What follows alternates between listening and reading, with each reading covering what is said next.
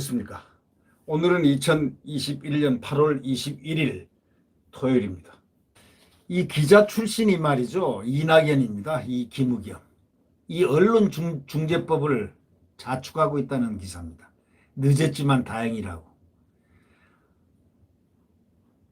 이 기자 출신이 자유언론에 대해서 족쇄를 채우는 짓을 하고 있습니다. 정말 불쾌하기 짝이 없습니다.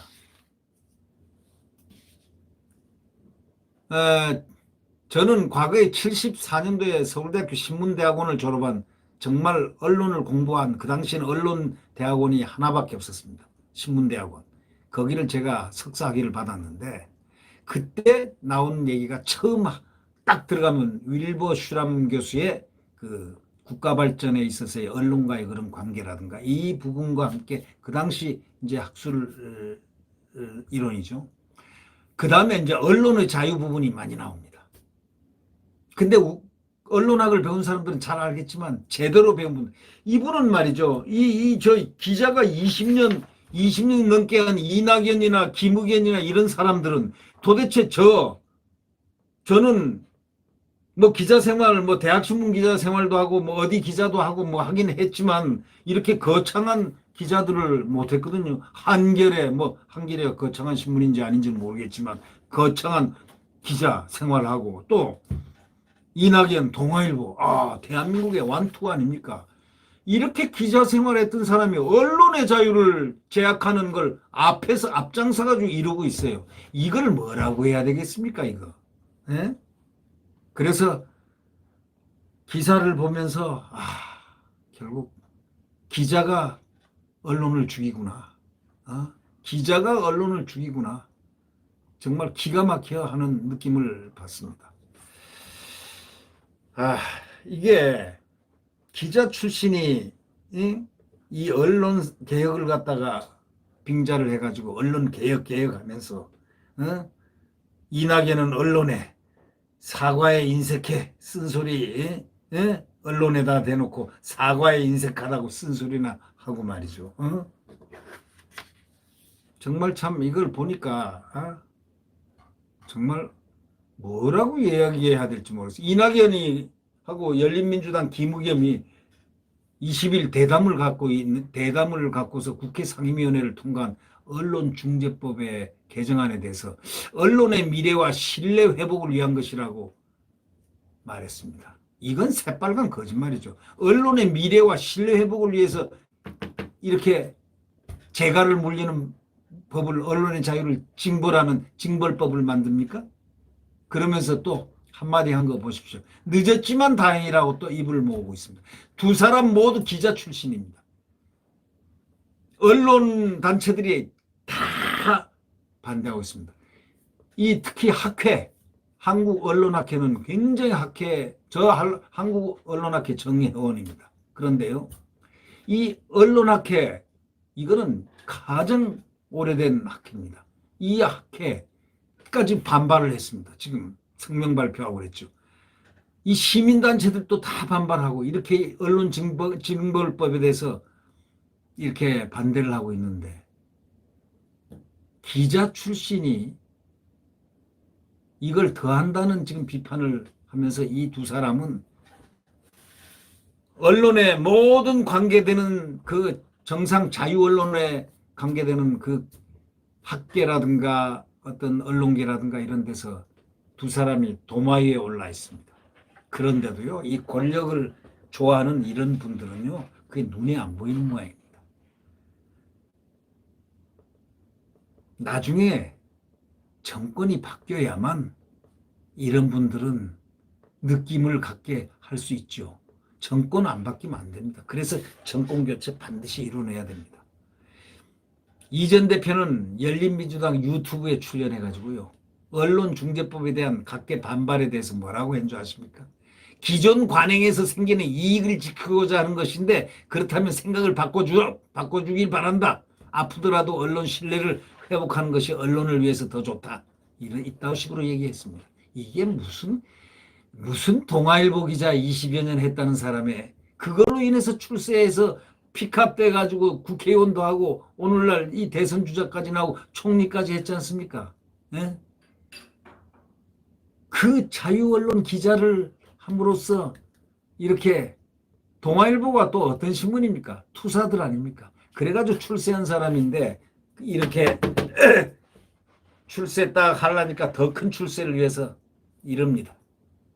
이걸 보면서 야 정말 이런 기자는 되지 말아야지 라고들 젊은이들에게 아마 교훈을 줄 샘플이 아닌가 그렇게 느껴지기도 하니 말이죠.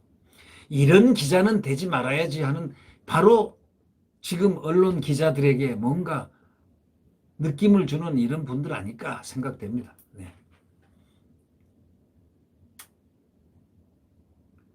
이전 대표는 김 의원을 향해 가지고 이렇게 얘기했습니다. 김의겸을 향해 가지고 김의겸 알죠? 흑석동 뭐 해가지고 뭐 청와대 그만뒀다는 분 있지 않습니까? 근데 이분이 도대체가 기자 출신들이 이렇게 앞장을 서고 있는 이 모습에 대해서 여러분은 어떻게 생각하십니까? 이전 대표는 김 의원을 향해서 이렇게 얘기했습니다. 국회에 합류를 해가지고 언론법이 속도를 냈는데 김의겸이가 와가지고 국회에 왔기 때문에 늦게 비례대표로 들어왔기 때문에 언론법이 속도 냈다. 이렇게 얘기합니다. 아주 한마디 다 어깨를 두드려주면서 이런 느낌이죠. 이번 상임위 통과는 늦었지만 다행이다. 고마움 표시했습니다. 이낙연이가요.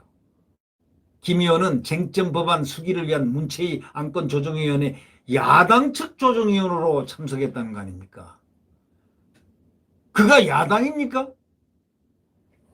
여당이 강행 처리할 수 있는 길을 열어줬다는 비판을 지금 받고 있습니다. 나중에요. 이 언론법이 만약에 이제 강행 통과가 된다면 전체에서 본회의에서 통과된다면요. 나중에 이 두 분은요. 아마 기자들에게 대상을 받을 겁니다. 엄청난 상을 받을 겁니다. 아이고 훌륭한 기자상을 한번 받기를 기대합니다. 네. 어떤 상일지 모르지만 언론에 재갈 물리는 재갈상을 아마 받을지도 모르죠. 네. 이전 대표는 언론개혁의 속도가 더디다는 여권 강성 지지자들 반발에 대해서 정부에 있을 때 방통이나 문화체육부 이런데 문체부 이런 관광부 강력하게 대처하지 못했다는 생각이 든다고 합니다. 자기가 총리할 때. 언론 우려를 불식해가면서 국민 에너지가 남아있을 때 계속 추진해 나가겠다 밝혔는데 그때는 할 수가 없는 게 이유가 있었어요.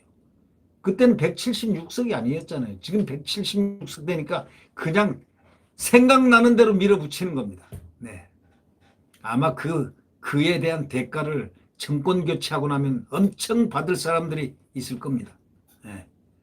정권 교체 못하면 또 하겠죠. 그 다음에는 대한민국의 언론이란 자유 자자도 없어지겠죠. 네.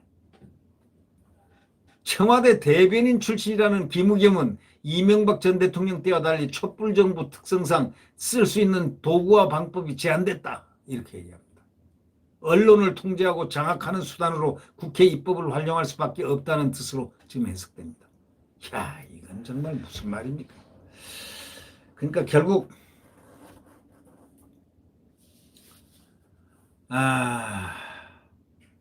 이전 대표는 향후 과제로 공영방송 지배구조, 사장 선임 절차 개선하고 포털의 책임성 강화 등을 꼽으면서 다 장악을 이제 다 강제 규정을 할 뜻을 지금 꼽지 않았나 하는 느낌을 줍니다. 이 이낙연 참 이상한 사람입니다. 이 사람은 동아일보에 1979년도에 입사해가지고요. 정치부 기자, 도쿄 특파원, 국제부장을 지냈습니다. 김대중 전 대통령 권유로 동아일보를 했기 때문에 야성이 있었기 때문에 그 당시에 정계 입문한 겁니다. 김의겸은요 1990년 한겨레 신문에 입사해가지고 정치부 기자, 사회부장, 논설위원을 지냈습니다. 정치부 시절에 민주당 의원이던 이전 대표를 취재한 일화도 있습니다. 이런 사람들이 출세해가지고 지금요 언론을 죽이고 있습니다. 네, 언론을 죽이는 사람들 두 기자 출신 축하합니다. 대단합니다. 네. 출세하십시오. 더 큰 출세를 하십시오. 네. 더 큰 출세를 하는지 그런 역할에서 그 역할 탑에 인생 목록에 남을지 한번 그거는 두고 봐야 될 겁니다. 역사가 그들을 잘 기억할 것 같습니다. 네, 구독 버튼과 엄지를 눌러주시면 감사하겠습니다.